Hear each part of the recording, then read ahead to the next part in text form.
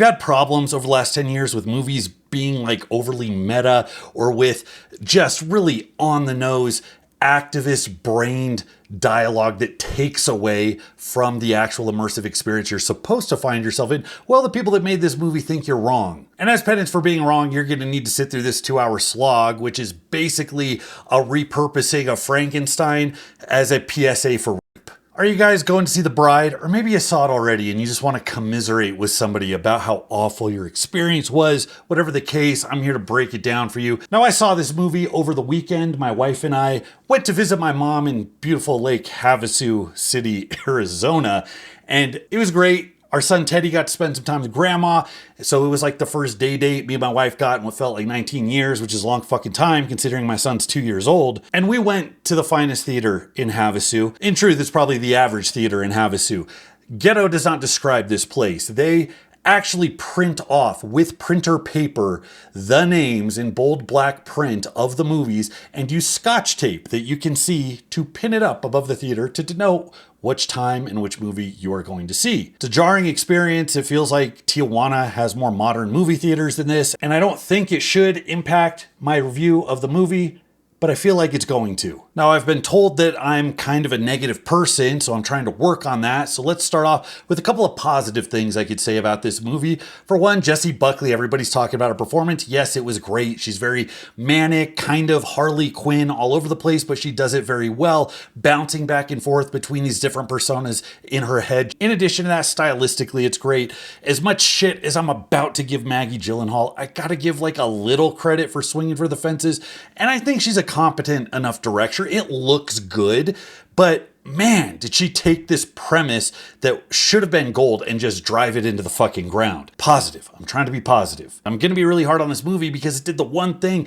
that drives me the most crazy. That's not a movie just being bad. That's a movie that by all metrics should have been fantastic, and they still managed to fuck it up because Hollywood is run by a bunch of incompetent, narcissistic fucking weirdos. This movie was 2 hours of disappointment where I was scratching my head thinking about all of the better movies that it had to draw from that it couldn't replicate in the most basic way. I think I got a pretty good nose for pretentious nonsense, and this movie made me feel like I was sitting in the restroom of a Golden Corral. So the first sin of this movie is that it starts off with a body of text, and that always just makes me eye roll so hard that I'm about to lose a contact, because this move only works like 10% of the time. Most of the time, it's a quote that doesn't add anything to the movie. You're gonna forget it 3 seconds later. You're not gonna leave the movie be like, oh, what was that quote that started off? Man, that really framed the entire movie. I looked at it in such a different light because of that quote. It's such a pretentious fucking waste of time. Or they're doing like the exposition where I don't understand why I'm having to read important plot details. How could you not work that into the movie? It's called a movie, not a readie. Now, those are the most minor offenses. The biggest offense is when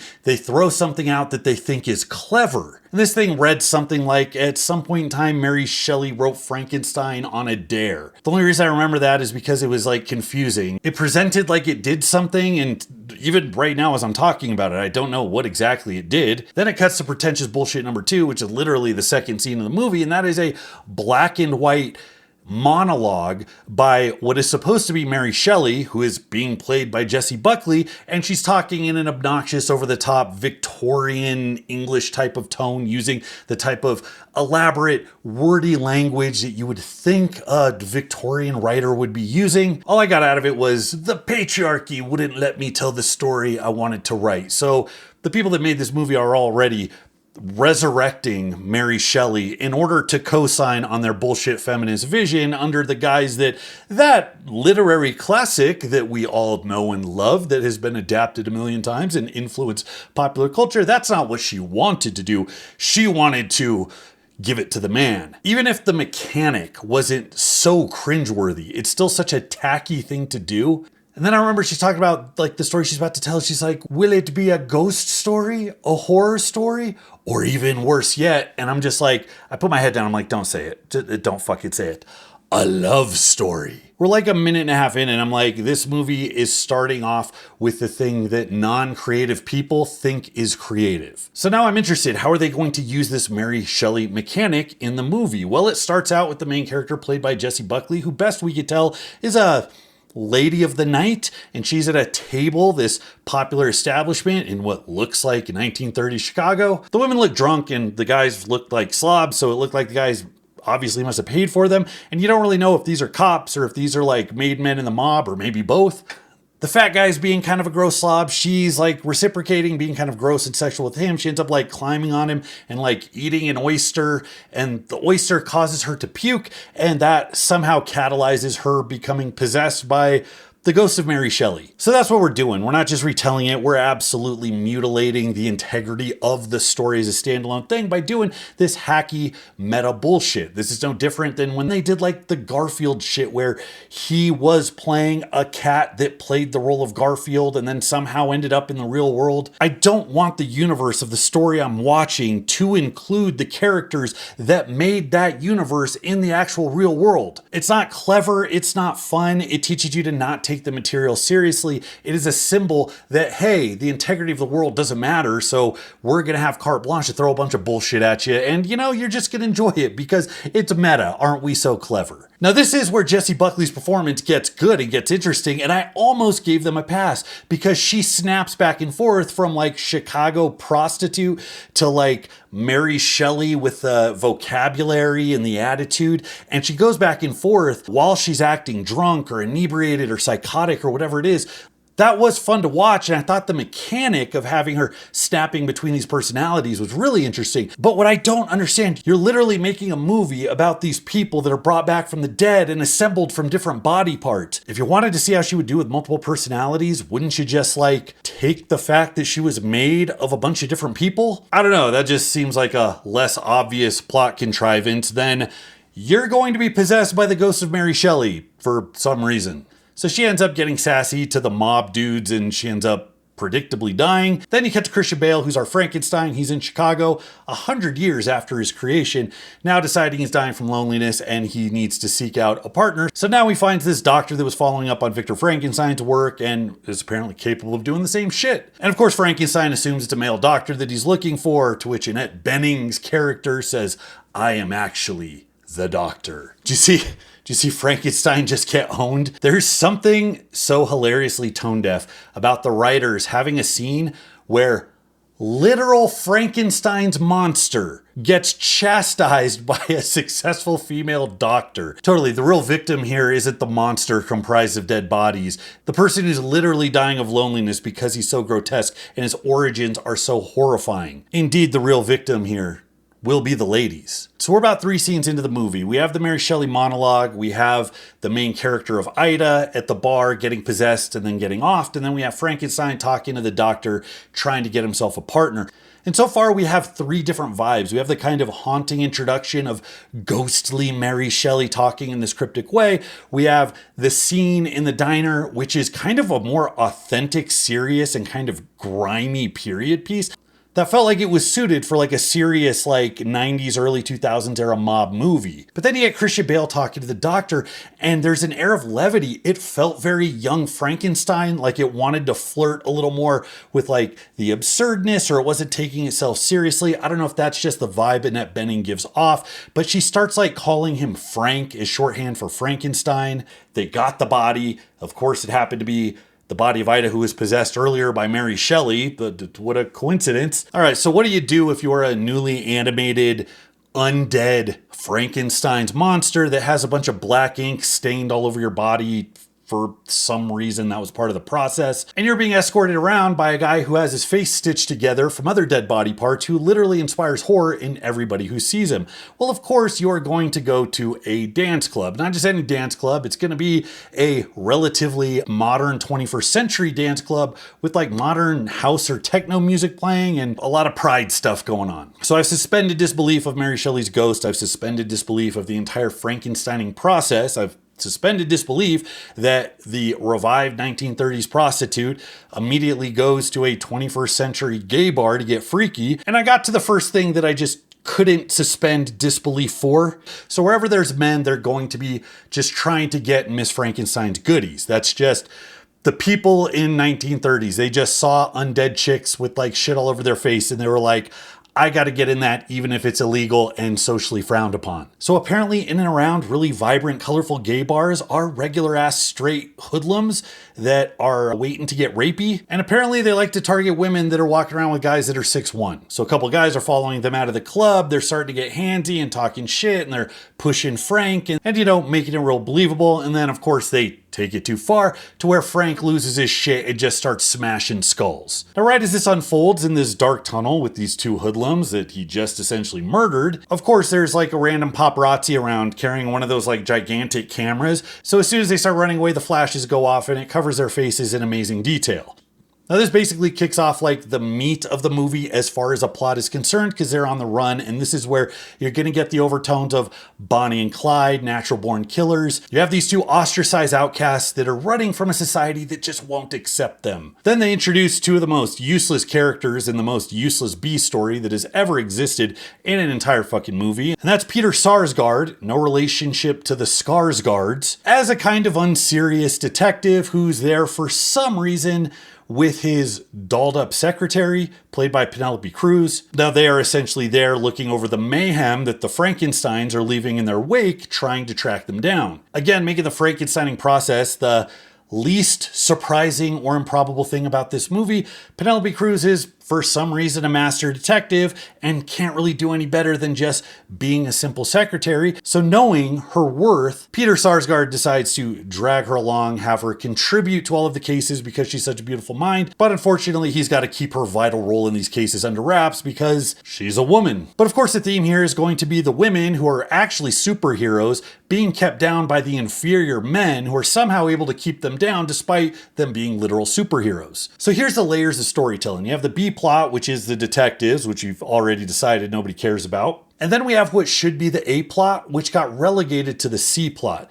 The A plot was that the old man in the very beginning of the movie, when Ida started skitzing out and doing her Mary Shelley speak, she started pointing her finger at, calling him out while he's calmly eating his oysters or whatever at the bar. This guy's like some massive gangster, but not only is he a hugely influential gangster that has a bunch of cops on the payroll, he is also a murderer that likes to kill women, cut their tongues out, and has a whole wall behind him at his place of business that is just filled with the tongues of broads. So this guy sees in the paper that she's still alive, his guys didn't take care of her. So part of her escape, you would think, would be getting away from the mob people that want to find her and kill her. However, in no way, shape, or form is this the A plot. This would have been the cool premise off of which all of these themes could have naturally extended from. They decided to make the A plot the most ridiculous art house bullshit, where it was essentially just Frank and Ida going from place to place, slowly starting to fall in love, having these little events go on, the most superficial bullshit you could think of that wasn't actually rooted in the plot. One of my biggest gripes is that they took the most interesting parts of the plot and hid them so far underneath that they could almost be deleted from the movie and it really wouldn't change things. I mean, Ida didn't have a memory. She didn't know she was running from the mob bosses. They don't really catch up with her till the end. There isn't really any influence on the sequence of events. In this movie, there are scenes that seem like they're meant to be taken seriously, like they're grounded in some type of better, more successful crime story. But then it snaps into a scene where you're not really quite sure how to treat it or how to reconcile it with the rest of the movie. Like Christian Bale's Frank is obsessed with these movies of the dancing, debonair actor of the day played by Maggie Gyllenhaal's brother, Jake Gyllenhaal. And one of the most famous scenes of the movie is when him and Ida break into this big gala that's filled with the well-to-do, including this particular movie star. Now, so far, every time somebody has seen Frank's face, they've screamed in horror, oh my God, what a monster. But now he takes his filthy jacket and turns it inside out, pretending to be a waiter. He still looks like shit, he's still filthy, and he's carrying around trays. Nobody's paying attention to him. Him and Ida are giving each other the eyes. They shove shrimp into their face, and they're kind of smiling and laughing like, hey, look at us. Now, there's no doubt in my mind that there's some meaning to this. I don't know if these people may be being invisible to the upper class, whatever it might be. However, it breaks the continuity of the movie in order to get this point home, all the way up to the point where he goes up and talks to his idol. He converses with Jake Gyllenhaal, and when he kind of snubs him, it breaks into this weird Putting on the Ritz dance musical. By itself was kind of cool in the context of the movie. absolutely sucked. It didn't add anything to it, it just made you doubt the seriousness of everything that had gone on so far. Immediately after that, in this crowded ballroom, there's a weird standoff with cops where they all have their guns trained on Ida. She has the ability to like walk over and get somebody's gun. None of them are pulling the trigger. She starts channeling Mary Shelley, goes off on this rant about all of the women around her that have been like victimized or something. And all of the cops just stand there and do nothing. And then eventually like one cop kind of like clumsily runs towards her as she's holding a victim with her gun to her head.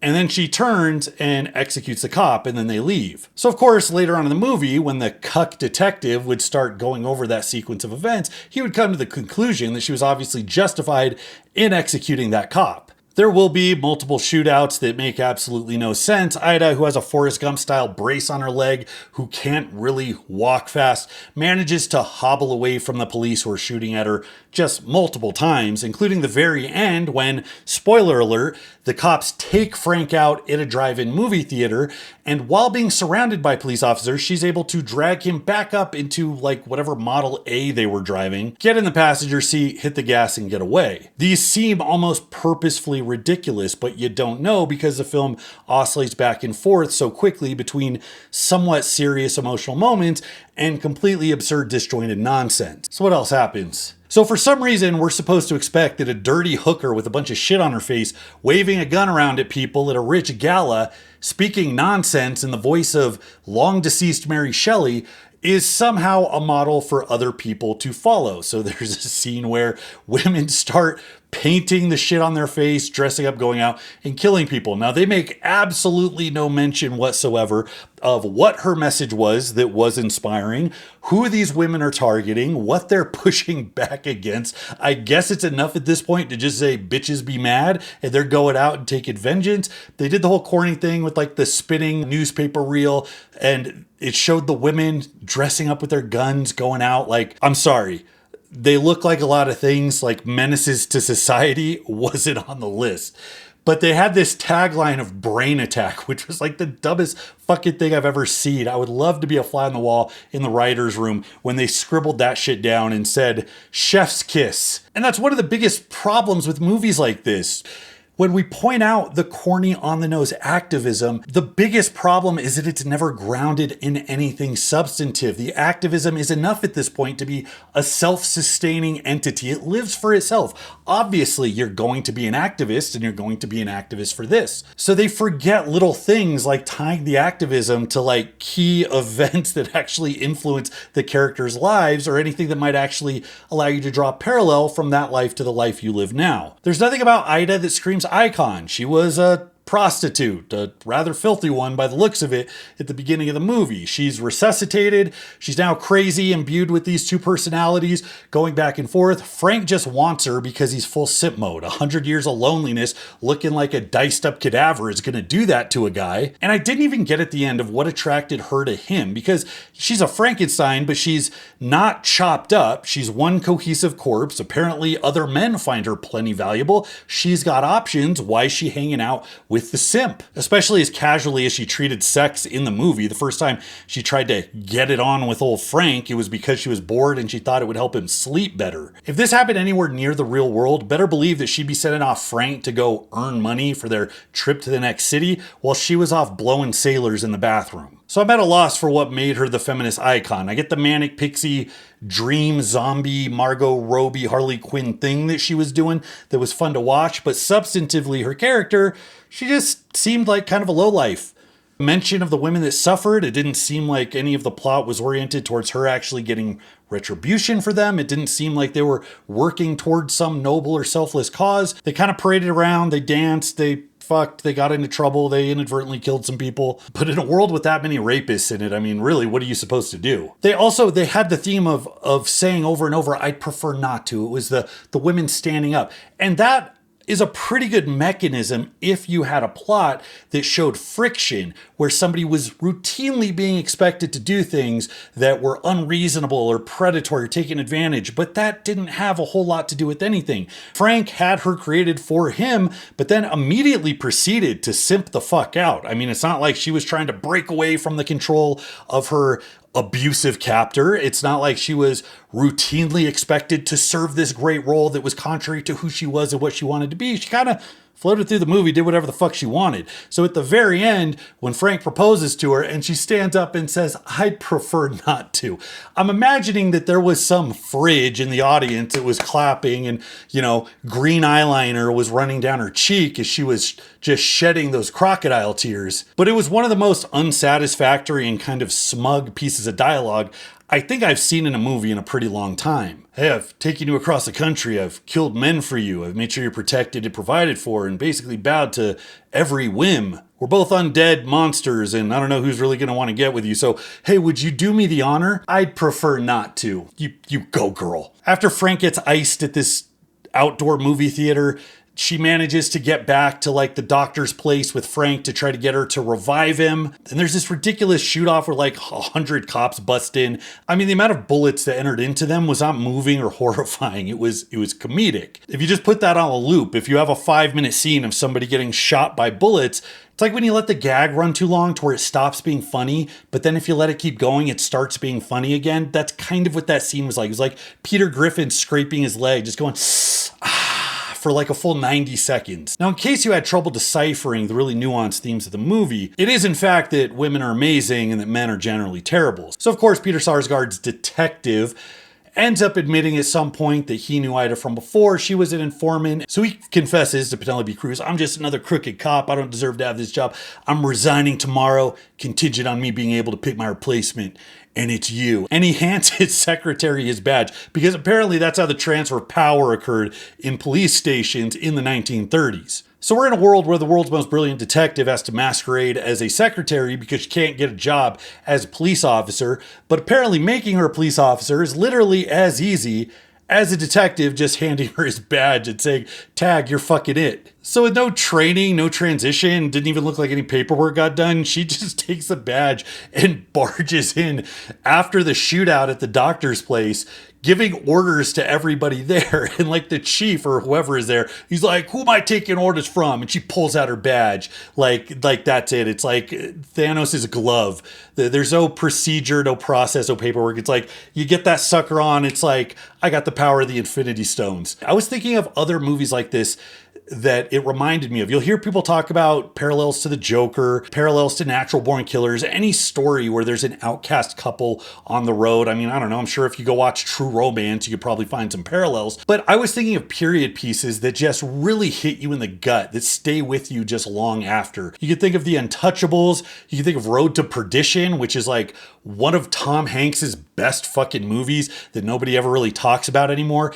These were competent, well-stylized period pieces that played off of the interest that people have of that period, the style and the grit and the sexiness, but they just tethered it to a decent fucking plot. And it turns out when you do that, the character conflicts arise naturally and the themes arise naturally. You don't have to pancake them on. And I get the obvious joke. The movie was patchwork like a Frankenstein's monster. But there's people on Reddit as we speak that think that was some intentional 4D chess move. I mean, shit, I really wish they would have gone full David Lynch. But that in and of itself requires a weird kind of talent that I don't think anybody here has. Of course, me and my wife got in our car. We went to drive back home. It was a couple hours back home from Havasu. And I started doing what I always do, which is peeing in other people's Cheerios, because my wife really liked it. She really enjoyed the aesthetic. She really liked Jessie Buckley's performance.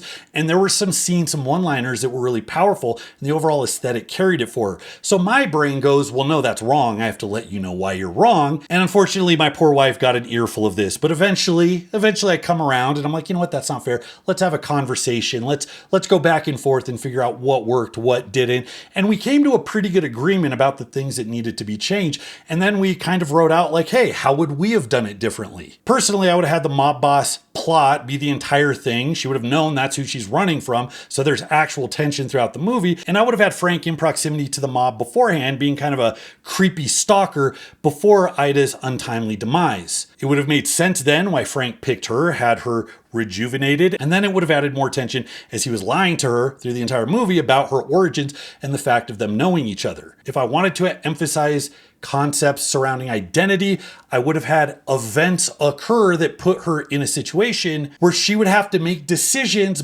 based on pre-existing values and her conception of the world. That's how you determine who you are. Given that Frank had an obsession with movies, I think there was an obvious parallel there. Frank routinely saw himself in that glamorous light, but if she similarly had this unreasonable attachment to Hollywood and glamour, and that's what she was moving to, there's very easy conflict when she's brought back down to earth and has to come to terms with who she is, this kind of grotesque monster that's having to navigate life and morality from scratch. I think feminist stories are absolutely fantastic if they're done well, but that has to show reality on reality's terms, which if you're a woman in the 1930s, the only barrier to you being excellent is not just men getting in your way. There's actual difficulties that plague women to this day when it comes to things like being physically violent. Yes, it's beneficial to have a larger male as a companion if violence is something you might run into, or jobs that require manual labor, or navigating the gruff terrain of these kind of toxic, even criminal elements. One of my favorite feminist pieces is Blue Eye Samurai, because the main character Misu